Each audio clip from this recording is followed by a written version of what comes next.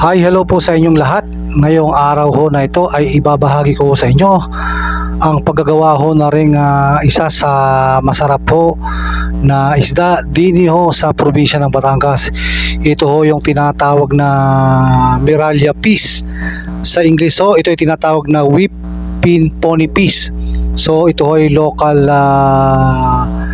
fish na matatagpuan ho at kadalasan ho ay binibenta dito ho sa lalawigan ng Batangas. So ito ho, sinasalansan ho natin dun sa dahon at nilalagyan natin ng tuyo at hilaw na kamyas. At ito ho, babalutin ho natin ng dahon ng saging.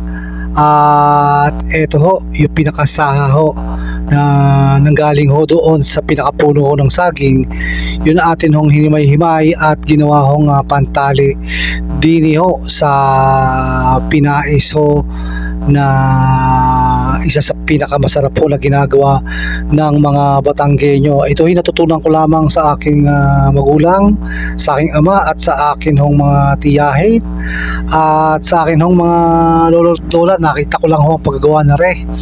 Ito hong pinais na Miralia. Actually pwede rin ho gawing pinais ang ibang isda, pero sa pagkakataong hong ito ay ito hong Miralia fish ang ating ginawa.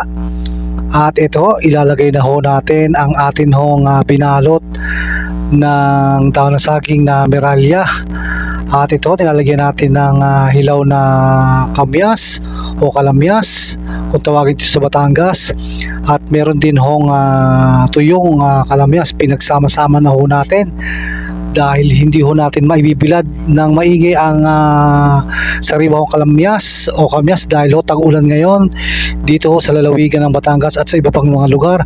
Ayan ho, sinasalansan natin ang mga kamyas at pinapatong ho yung iba pang mga nagawa nating binalot ho na pinais na Miralia.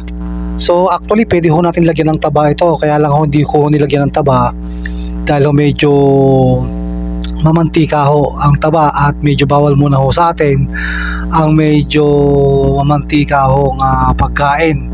So ito na muna ho at nilagyan ho natin ng katamtamang dami ho ng asin. At ito ho, lalagyan na ho natin ng tubig. Ang level ho o dami ng tubig ho ay kapantay lang halos ho ng inilagay ho nating binalot na pinaiso o yung binalot ho natin na Miralia. So ito, tatakloban na natin at ready na ho natin isalang sa atin hong palayok. Ito hong ating palayok na ito ay nabili pa ho natin doon ho sa Victoria, Tarlac. Yan hong matibay na palayok. At ito ho, bubuksan na natin. Ayan ho, kumukulo na ang atin hong napakasarap na Miralia ho.